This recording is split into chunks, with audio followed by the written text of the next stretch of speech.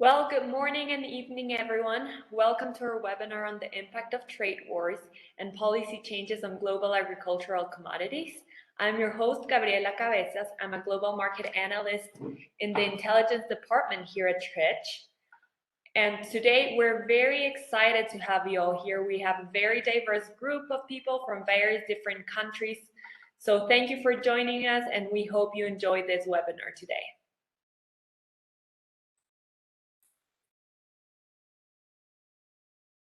So for the most optimal viewing experience, please click on the View Options menu at the top of your Zoom meeting window and enable the side-by-side mode to view both the presentation and our speakers during the event.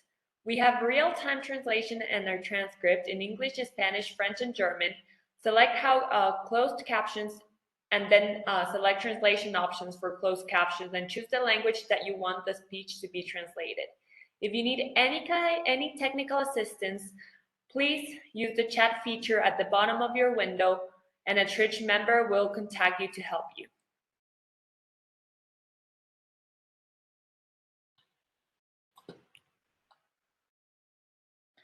So welcome to our webinar on the major events that have impacted the agriculture today. The impact of the trade wars and policy changes on the global agricultural commodities. We look forward to a lively discussion on the impact of trade wars and policy changes currently in the industry and how suppliers and buyers will try to ease it. Before we start, I want to tell you a little bit more about Tridge. Tridge is a leading global sourcing and market intelligence platform. Our intelligence and data provides qualitative and quantitative data on food and agriculture to provide comprehensive solutions for our users. Some of the intelligence we provide, but it's not limited to local insights, Tridge analysis, data analysis, price data, weather data, trade data, and reports to help clients enhance their decision-making skills. If you would like to learn a little bit more about Tridge, please don't hesitate to contact us, and we will make sure to provide more in-depth information. Before we start, we also want to introduce Tridge's Exhibition 365, that it's a solution to revolutionize the way of doing business in agriculture. We have created an agribusiness ecosystem in over 60 countries, meaning we can offer a powerful way to help growers and exporters meet the right buyers globally. Our data allows us to help you target the specific buyers by matching purchasing requirements with your products. Tridge platform can promote your brand and products to particular importers and retailers through B2B marketing. Tridge can get you discovered by verified buyers anytime and set up by one-on-one meetings to accelerate your export business. To briefly go over through our agenda today, we will look over current trade wars and their impact on agricultural commodities, recent policy changes and effects on the global markets, and to end the discussion, we'll have our panel join in so we can have a more interactive discussion. So as I mentioned earlier, I'm your host, Gabriela Cabezas, a global market analyst here at Tridge. And today we have a wonderful team of experts that will help us analyze the impact of wars and policy changes on the global agricultural commodities. First, we have Rene Salinas, a global market analyst based in Mexico. Rene will be presenting the current trade wars and the impact on the agricultural commodities. We also have MC today, our global market analyst from South Africa, who will be looking at the recent policy changes and the effect of the global markets. And during our panel, we will have Ferhat, Erdem, and Carlos Iborra, two great global fulfillment managers from Turkey and Spain, and they will help us dive into some of your questions today. These questions, some of them will be the ones you sent during your registration, and some others will be the ones you can send during the chat as we present today. During the webinar, if you have any questions that you hope to be addressed during the Q&A section at the end, please feel free to post your questions in the chat, And now I want to welcome Rene, who will present current trade wars and their impact on the agricultural commodities. Hello, Rene, please take over. Thank you, Gabby. And everyone, I'm very happy to be here. I'm glad to see you all. So I'm going to start talking about this topic, which is trade wars. So this topic comes into mind in the current context of inflationary pressures all across the world, of course, and particularly in what concerns us directly, which is the agro industry. So, as all of you know, these past few years have been tumultuous and marked by events that caused many disruptions in normal business. First of all, the pandemic, of which remnants left us with a series of supply chain disruptions, which were felt through late 2021 and early 2022. And this was all, of course, reflected in higher prices in most commodities. Now, this also clashed with the starting of the lifting of pandemic restrictions, which saw an increase in demand for most commodities as well. So you have this inflationary spiral building, and then you add more demand that adds more pressure to prices. And on top of that, we have the Russia-Ukraine conflict, which started in early 2022 as well, which resulted in a series of trade disruptions via sanctions and retaliatory measures. Now, this is the context of why a lot of trade policy changes were enacted last year, okay?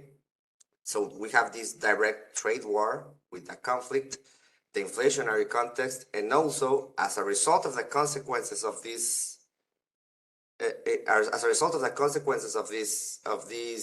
conflict, we have countries enacting new policy changes to combat inflation and secure domestic supply, okay?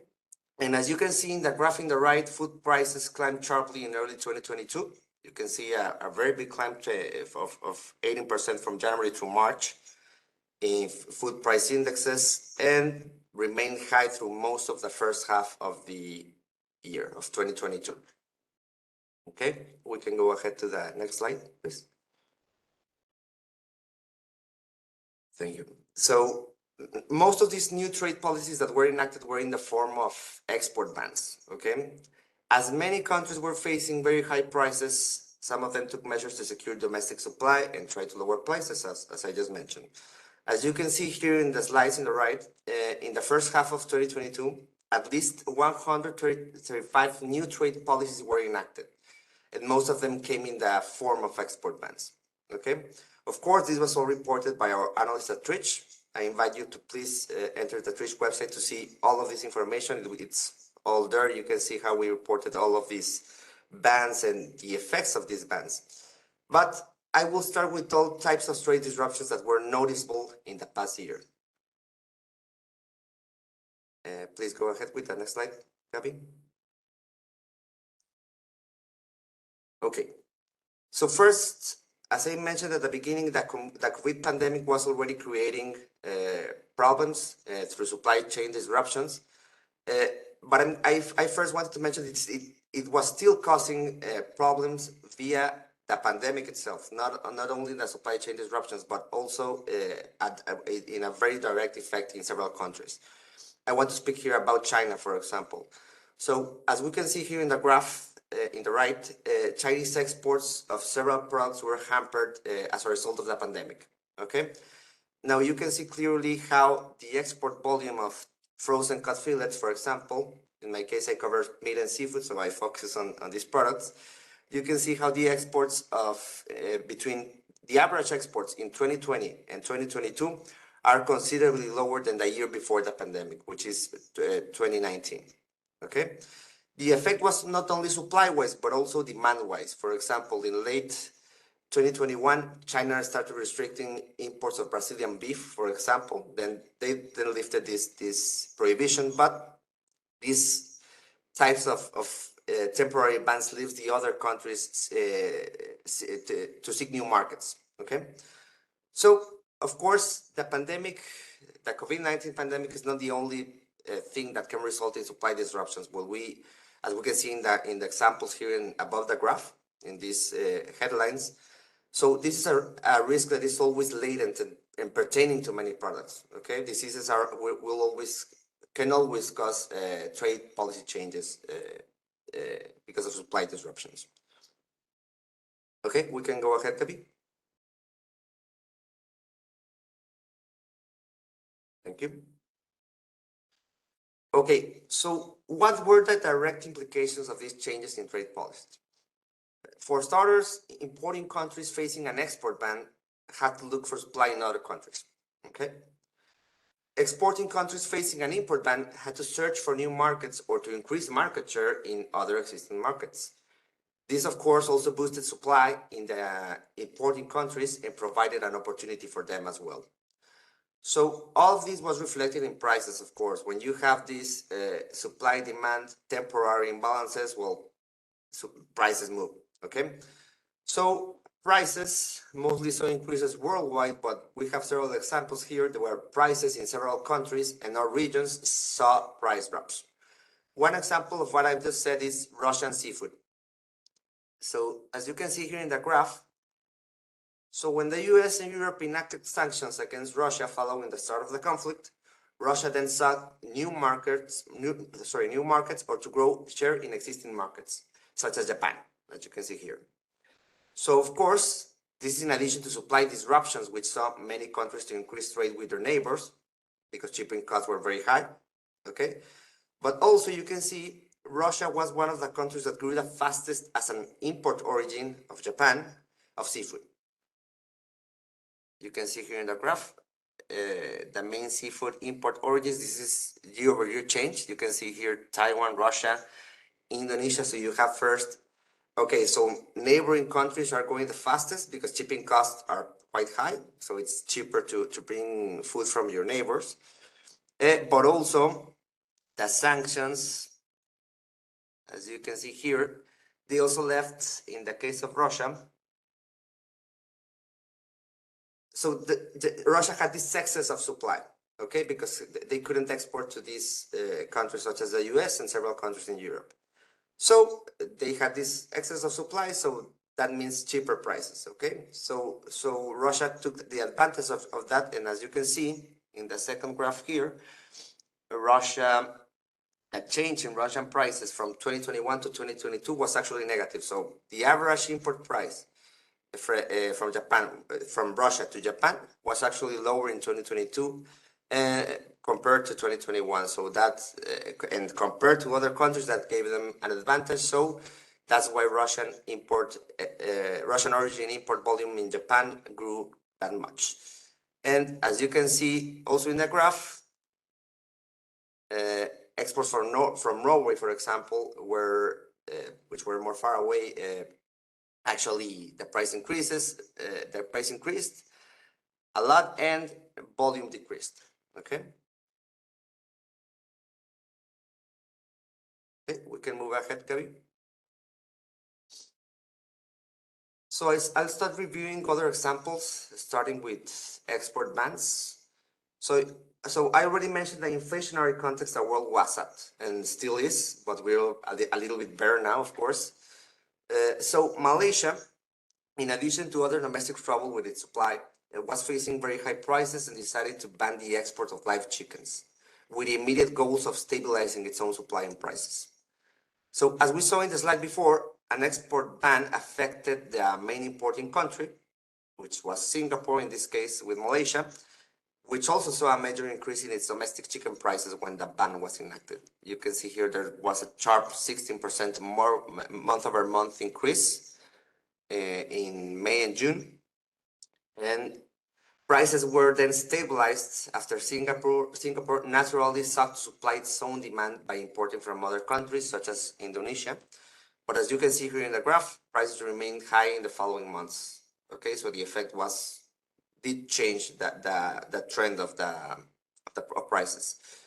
So you can see there was a small decline when the ban was fully lifted in October, I think it is.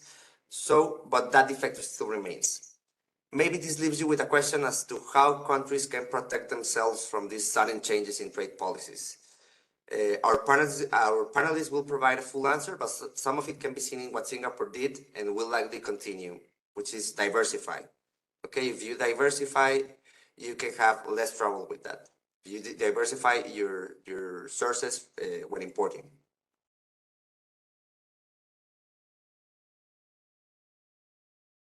Okay, we can go ahead, Gabi. Okay, this is another example very similar to the one that I talked about Japan earlier. So Russia, as we mentioned before, as its exports were limited in other countries such as the US and Europe, it sought to increase its seafood exports in other markets. Okay, so that's one reason. And the second reason is Russia enacted retaliatory measures against those countries via trade. Okay, one of these measures was actually banning aircraft from those countries in its airspace. Okay, so the cost of shipments from Europe to East Asia rose. Okay, they couldn't cross if you were going by plane, they couldn't cross across Russia now. So that made shipments from Europe to East Asia costlier. Okay, and this turned into an advantage for Russian exports in this market. So as in the case of Japan, we have South Korea, which was already a major importer of Russian seafood. But in 2022, imports from this origin grew considerably as well, as you can see in the graph on the side. Okay, so this is import value. You can see import value actually grew from most sources, but it grew faster in Russia. And if you go into volume numbers, Russia did grow, for example. You can see, for example, Norway did grow as well in value because of these very high prices, but not in volume. Actually, volume from Norway declined by 10%. Okay, so this mix, okay, so Russia seeking to grow in other markets, and with this advantage they have that costs from Europe are getting costlier to East Asia. That made Russia to gain more market share in the case of seafood in East Asia, in the cases of Japan and South Korea. Okay, let's return to export bans. Okay, so this is rice. This time it was India that decided to ban or restrict rice exports as a response to a rise in domestic prices. Global prices saw an increase in September, as you can see when the ban was enacted. Prices were then stabilized, but then started to increase sharply in early 2023. And this comes as an indirect result of the Russia-Ukraine conflict as well, because people are now expecting lower wheat and corn production as a result of it.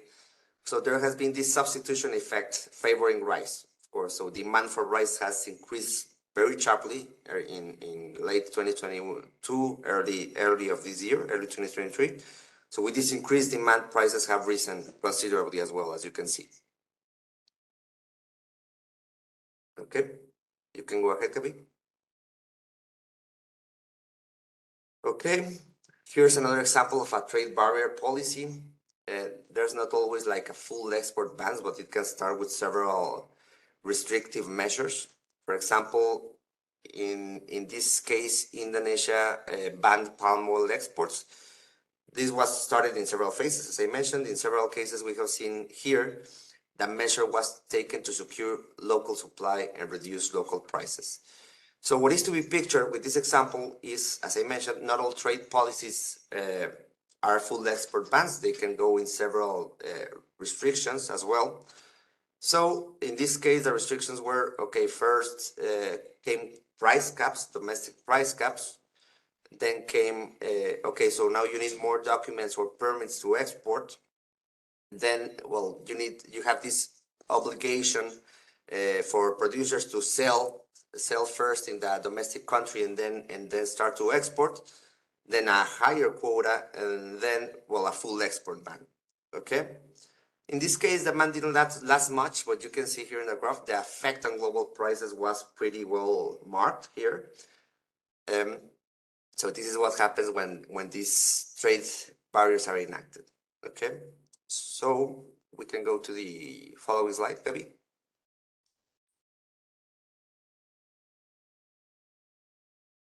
Okay, so this is another trade barrier, and this one is a little bit different because it's in an inflationary context, but not in the context as with the pandemic.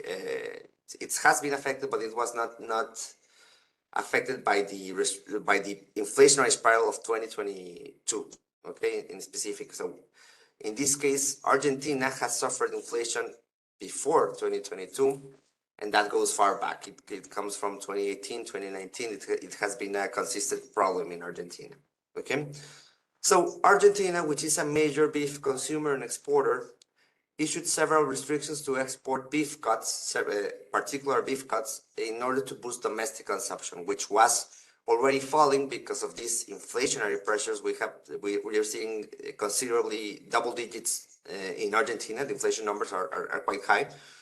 So this has restricted the amount of beef consumption. So the government enacted these measures to protect local beef consumption. But as you can see, even with that policy, exports have actually increased a lot in Argentina. So I have this in volume. Total exports in volume managed to increase this year in 2022, and this was mainly bolstered by Chinese demand. Okay, which despite it had also suffering from pandemic restrictions, which that lowers demand for a bit. It actually managed to increase its imports from Argentina and Brazil too. It was a main importer for Argentina and for Brazil, which are both two major exporters of beef. Okay, we can follow with this last one. This last example also reflects another trade war, and this also is a result of geopolitical tension, of course. Okay, so in August 2022, the tension between China, US, and Taiwan rose. Okay, there was a political incident in August in particular. And one of China's measures was to ban the import of citrus fruits from the island, okay, including those famous pomelos that Taiwan exports and produces. Okay, so a year before, to give you some context, mainland China accounted for 72% of Taiwan's pomelos exports. Okay, you can see here in the graph. However, in 2022, with this ban, with this import ban, Taiwan's total exports of grapefruit and pomelos declined sharply, with those of China virtually zero. Okay, Taiwan sought to export more pomelos to Japan, for example, to other countries such as Japan. And of course, exports to this country and other several countries did grow year over year in 2022 compared to 2021. However, and other measures was taken by Taiwanese farmers, such as to convert those pomelos into value-added products to increase profits. But as you can see, this growth was not enough to offset the decline in Chinese imports. Okay, so it was a major effect. So hopefully this was a good recap of current trade wars and how they're affecting several products, how they cause trade policy changes and directly first, via sanctions, restrictions, bans, and the consequences of those changes actually create new trade policies because they create inflation, they create all that. So countries need to, well, they enact those policies in order to combat the consequences of the first trade wars. Okay, now I will pass the baton to my fellow GMA, Mzingaye, who will explain some other recent policy changes and their effects in the global agri-market. Thank you, everyone.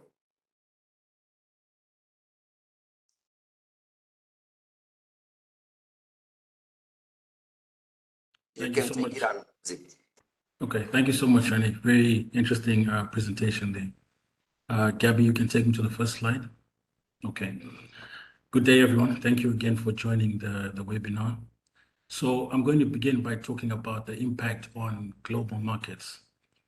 But I'm going to pay particular attention in the beginning to the impact that the trade wars have had on the African market, because although some of the factors, they spread across the board, several markets, but I think it will be interesting to focus on the African market specifically. So if we look at the situation that Rene spoke about already with the conflict in Russia and Ukraine, this has been quite impactful for the African market in particular.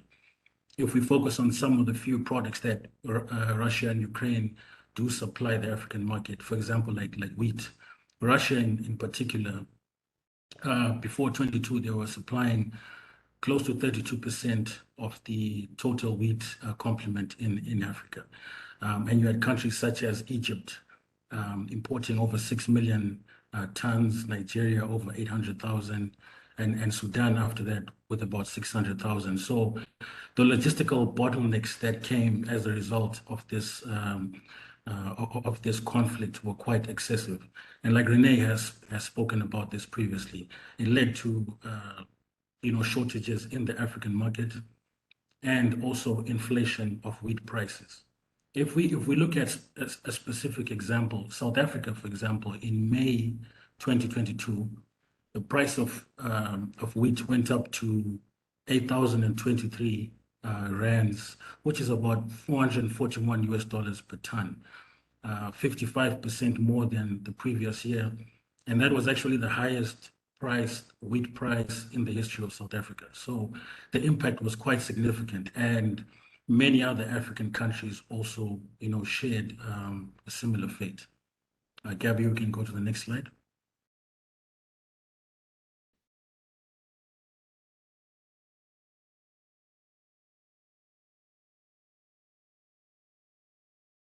Okay, thank you.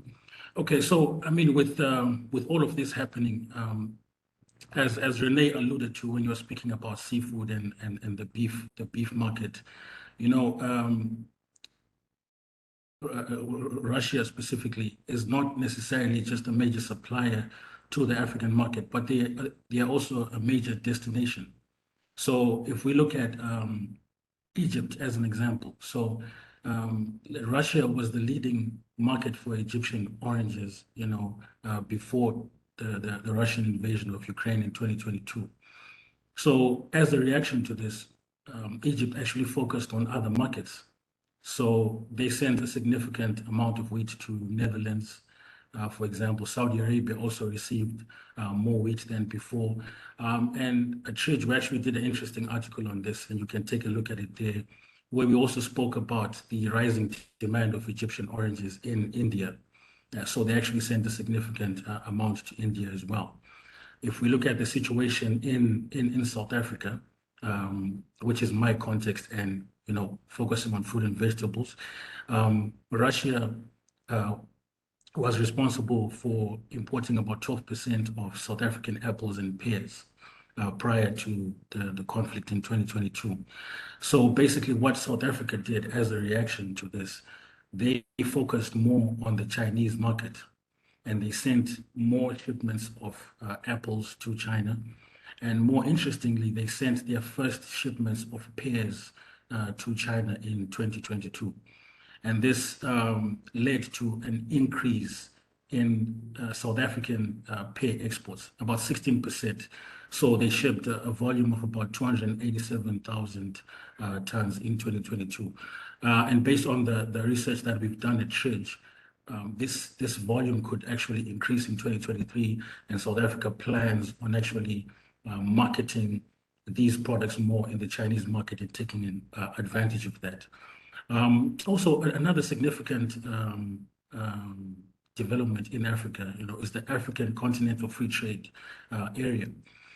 And although it was initiated in January 2021, throughout the past few years, many other member states of the African Union have been signing onto this agreement. And right now we have about 55 member states, so it's almost all of them. And this makes it the largest free trade area in the world. So this is also another thing for African countries to focus on by basically enhancing the continental trade so as to reduce the dependency on some of the other global suppliers given the recent trade wars.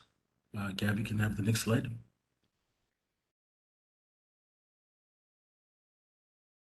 Okay, so if you continue focusing on fruits and vegetables, in particular the Russia-Ukraine conflict.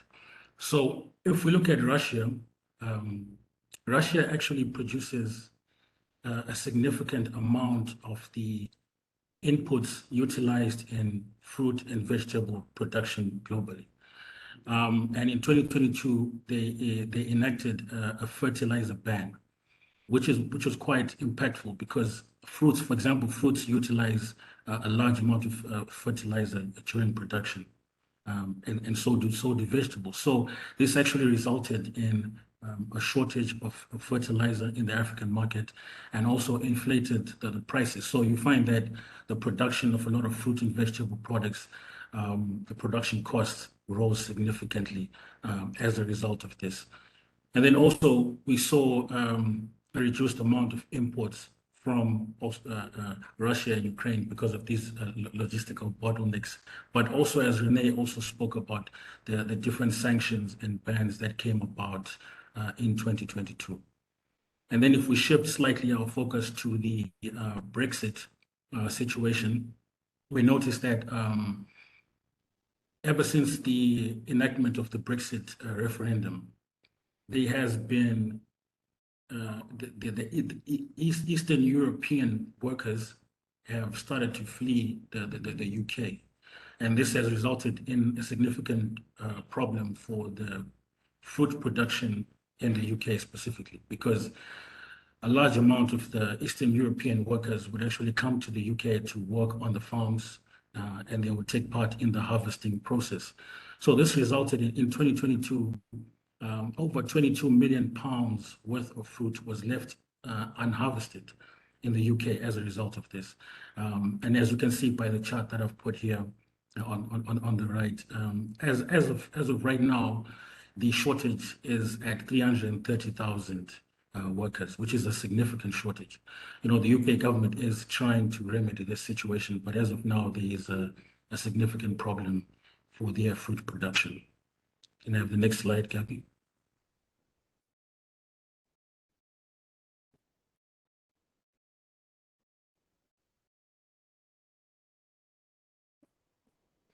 Okay, so if we look at some of the recent policy changes, so keeping up with Brexit, you know, as a result of the UK leaving the EU, they've had to position themselves advantageously in the global landscape by entering into new partnerships and new trade agreements with other countries outside of the EU. So we see, for example, they are trying to enter what is known as the TPP, and this actually includes 11 countries, right? So if they actually manage to enter this partnership, which they hope to do so in 2023, to be very advantageous. If you look at some of the countries that we've listed there, Chile, for example, they supply the UK right now with over 20,000 tons of grapes every year. Vietnam is a major supplier of coffee, for example, to the UK, and Canada. You know, most interesting, Canada, they supply the UK with over 500 tons of wheat yearly. So if the UK can actually enter this partnership, it will be very advantageous for a lot of key products, as you can see, especially wheat from Canada. Can I have the next slide, Gabby? Okay, so another agreement that they're trying to enter is with India. And actually, they are hoping to conclude this agreement in the first half of 2023. This would be quite advantageous for both countries. If we look at India, for example, as a supplier to the UK, they supply the UK with a significant amount of rice and sugar. So what this free trade agreement would do, if we focus on those two products specifically, with the rice, right now, Indian suppliers, when they, when they export rice into the UK, there is a current tariff of 121 pounds per metric ton, right? And then for sugar, the current tariff is about 28 pounds per 100 kgs. So this free trade agreement could actually do away with these tariffs and enhance the trade of some of these vital commodities into the UK. Can I have the next slide, Gabby? And then lastly, with the Brexit, they are also hoping on concluding the Northern Ireland Protocol with the EU in 2023 as well. And this is quite significant because following Brexit, the Northern Ireland is in a withdrawal phase coming out of the EU, and the EU and the UK had set specific parameters for this to actually occur. And they're hoping to conclude this in 2023. And this is quite important because this would allow for there to be more cohesive movement of goods between the UK, Northern Ireland, and the Republic of Ireland, which continues to be within the EU. Can I go to the next slide, Gabby? Okay, so now on the recent policy changes, we go back to the situation in Russia and Ukraine. So as a response to the logistical bottlenecks and some of the bans and sanctions and so on and so forth that Rene alluded to earlier in his presentation, Turkey and the United Nations, they brokered a deal between Moscow and Kiev, known as the Black Sea Grain Initiative. So this was to allow 3 ports from Ukraine to be able to export certain commodities and foodstuffs. More importantly, wheat, corn, sunflower seeds, and so on and so forth, which are quite vital in the global market. So as of right now, this initiative was extended in November for an additional 120 days. And this period is expected to end in March, right? So in March, there are going to be further negotiations for the extension of this initiative. Although what we've actually found through our research is that there could be some hiccups in this, as Russia is expected to table certain requests of the removal of certain sanctions for them to agree to participate in this further. So we'll see how the situation develops in March. But as of right now, in January, it was 18 million tons that had been exported. But right now, as of February 13, is 21.1 million tons that have been exported, of which 6 million are wheat, and then you have 10 million being corn, and then the rest being, a sunflower seed, sunflower meal, barley, and rapeseed. Can I have the next slide, Gabby?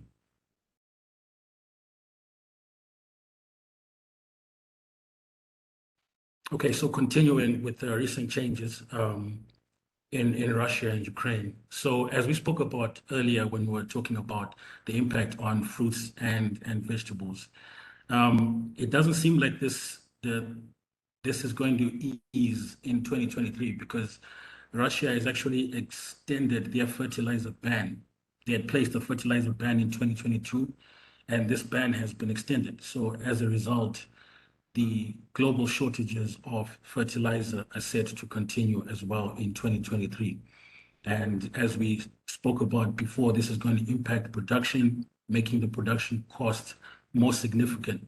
We have heard reports of some producers in certain countries buying less fertilizer than they would normally like to, as a means to trying to reduce their production costs. But the necessity of fertilizer still remains, so the production costs will remain to be significantly high. Can I have the next slide, Gabby?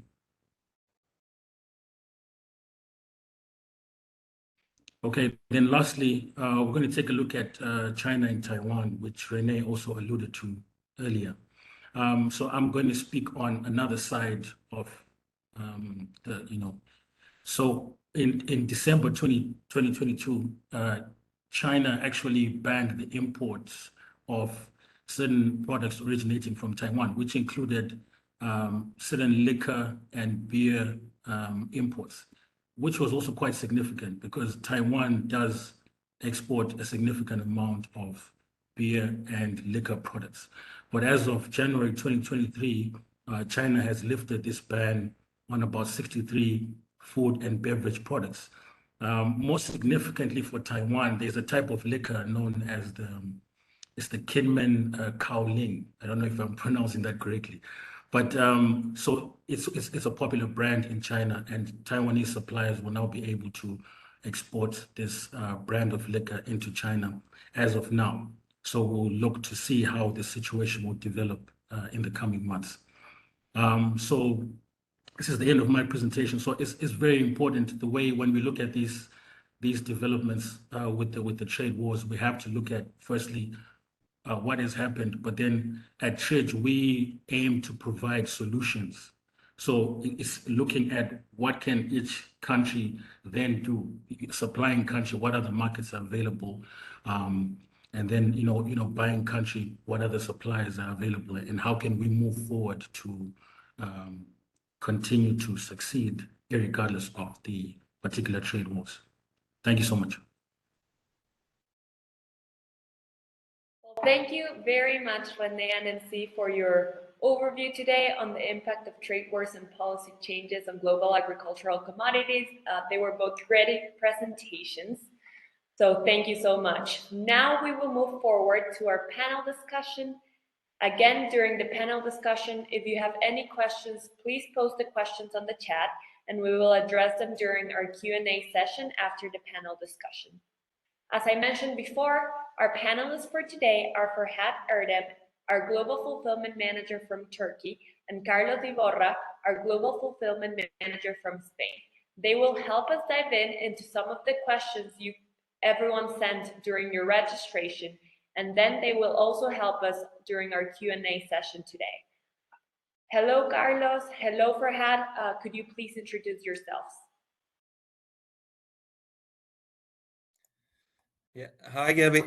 Yeah, as you said, I'm a global fulfillment manager at Tridge, and also was a data account manager formerly in Tridge.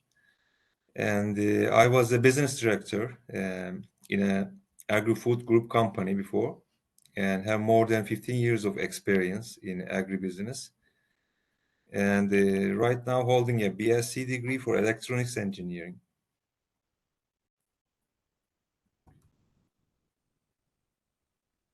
Hello, everyone, and thanks for being with us today. My name is Carlos Iborra, and my background has been related to the fresh produce industry for more than 15 years now. I have been working as product manager and international business developer for several multinationals of the sector, such as Sanlúcar, Keola, or Greenyard in the past, along with the creation of my own startups related to the sector during this period. And now I'm at Tridge, helping to disrupt the way of making business on this sector as Global Fulfillment Manager and Market Advisory Board. I'm based in Valencia, Spain, and I'm very excited about the opportunity of being part of today's webinar, so thank you. Thank you, Ferhat. Thank you, Carlos. So now let's get started with our first question for the day. How have trade wars and policy changes affected the global agricultural trade? Ferhat, would you like to get us started? Yeah, thank you, Gabby. Usually policy makers are insufficient to compose their policies or predictions due to not being fully aware of almost homogeneous and widening global supply network structure. Almost all trade regulations and bilateral tariff increases and biased policy changes will cause price instability in the related markets.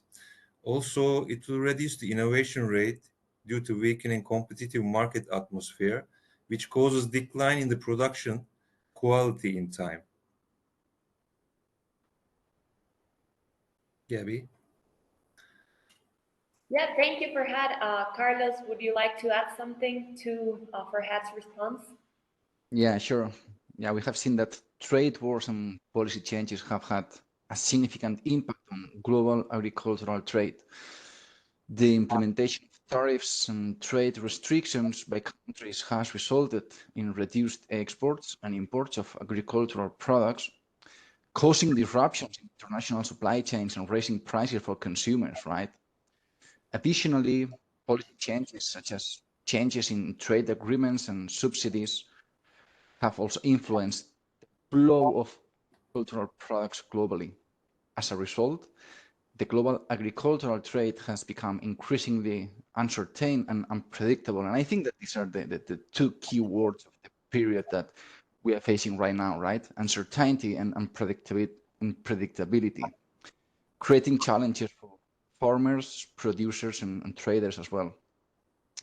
Also, the great dependence on Russian gas in Europe has also directly affected the sector, pushing up fuel and energy prices in general.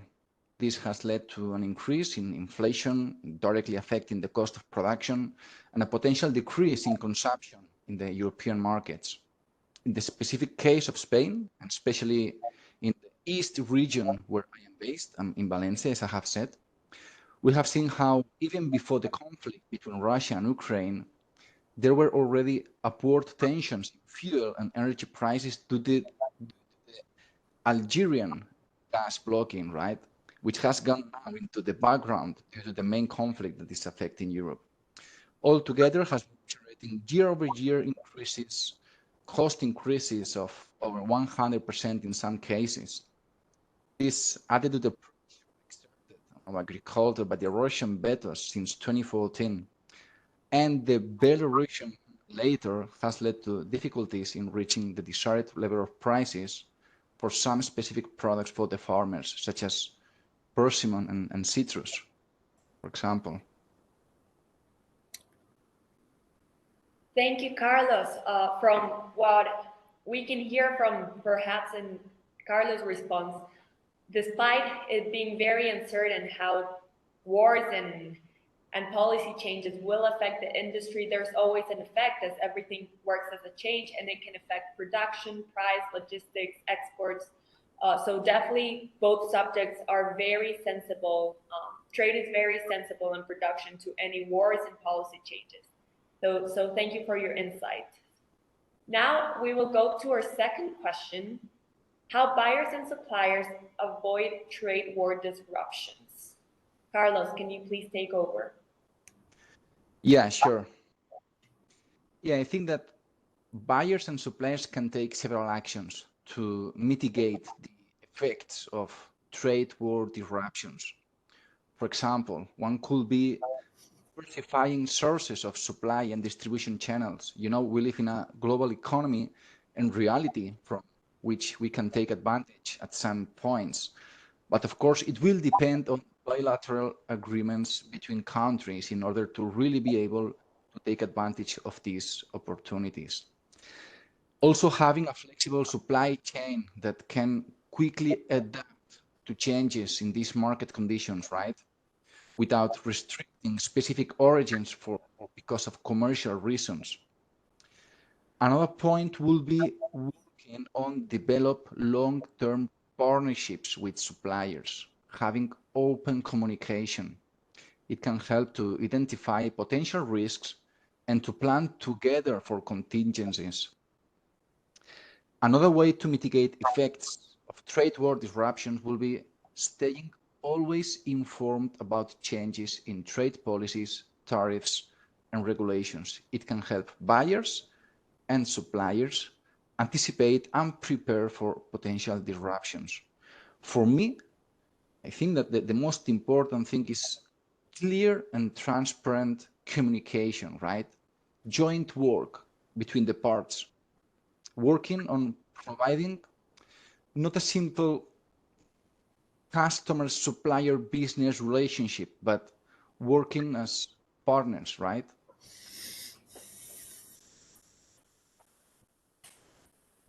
Thank you, Carlos. Ferhat, do you have anything to add? Yeah. Thank you, Gabby. Actually, buyers and suppliers can avoid trade war disruptions by diversifying their supply chains, exploring alternative sources of supply, and building relationships with suppliers in multiple countries. They can also monitor trade policies and regulations closely and stay informed about potential change that may affect their business. It's important to note that trade wars can have significant impact on businesses, and it's wise to be proactive in preparing for the mitigating the effects. If we take the ongoing trade tensions and disputes between United States and China, characterized by tariffs imposed by both countries on imported goods and the general disruption of international trade flows, pre-pandemic trade wars, regulations implemented by China during the epidemic, and efforts to turn the pandemic into an opportunity have destabilized trade with the China, both federal, corporate, and consumer markets in the USA. And Chinese goods have lost their appeal actually. This situation caused the US markets to turn to alternative markets, and Turkish products resulted the exports from Türkiye to United States increased by 15% in 2020 and compared to 2021 and keeps increasing. Well, in Tridge provides an agri-food sector dedicated, efficient democratic platform service to the buyers and suppliers for communicating with each other in all available digital channels. And with its unique integrated AI technology, also bringing dense trading opportunities and increasing awareness for up-to-date sectoral changes, either with fulfillment service or rich platform content, and the new Exhibition 365 service. Gabby?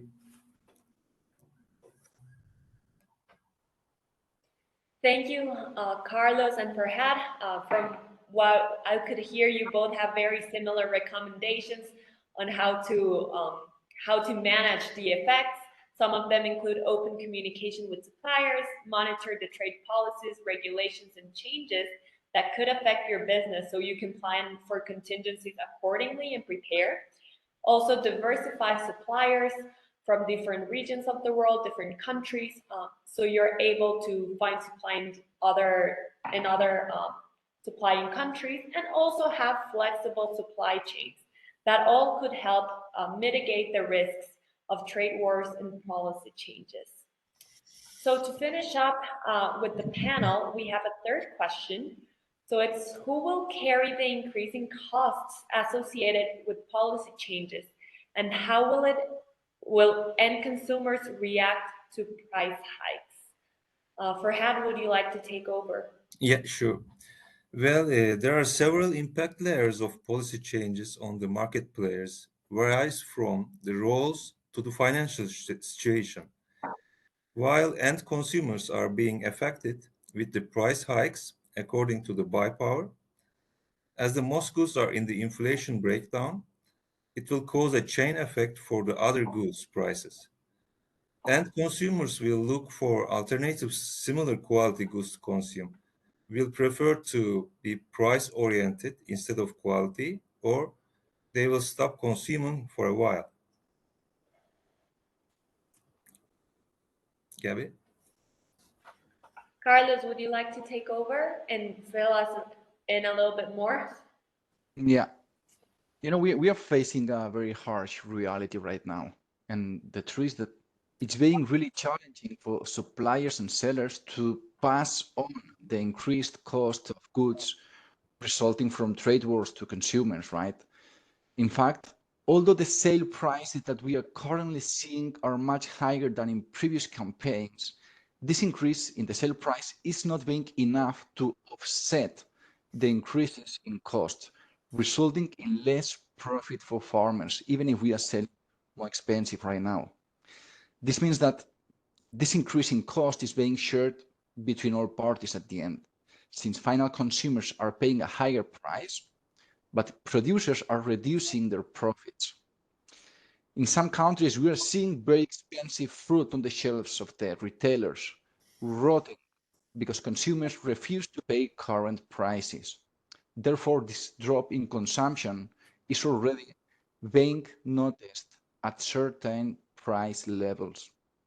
But again, measures and strategies based on clear communication and transparency along the supply chain must be taken to make the entire chain aware of the reality we are experiencing.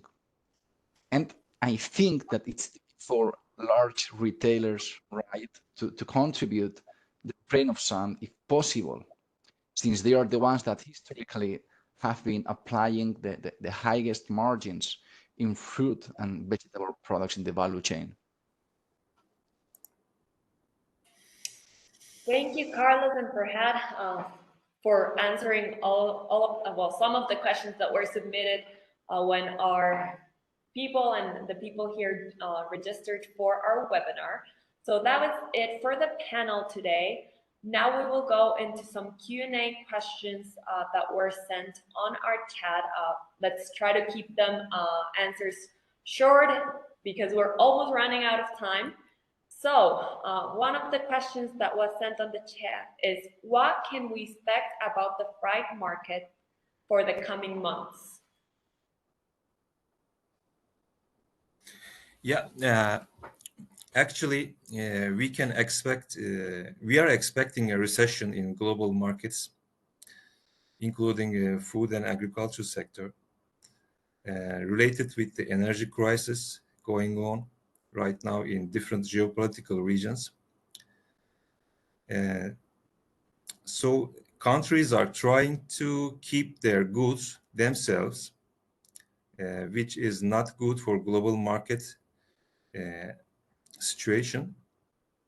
But on the other side, some countries are producing more than they need, and they are still exporting, like Türkiye. Türkiye, for example, producing 3 times more than her need, and still exporting. But exporting too much is also a two-way sword, because it causes food inflation hikes as well.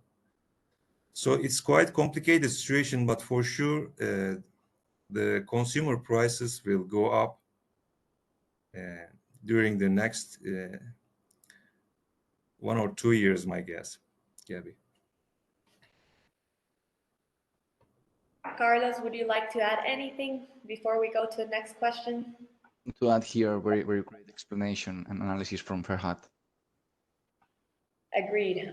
So there's another question that was sent on to us is, if you guys could give us your perspective on the Black Sea Initiative and how is it affecting?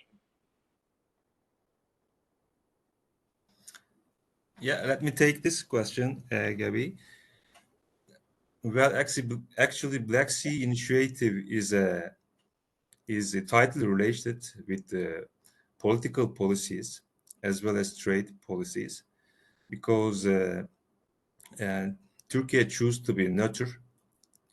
It means unbiased in this conflict situation between Russia, Europe, and Ukraine, and which also was not good for some European countries, because Turkey didn't get any biased position against Russia.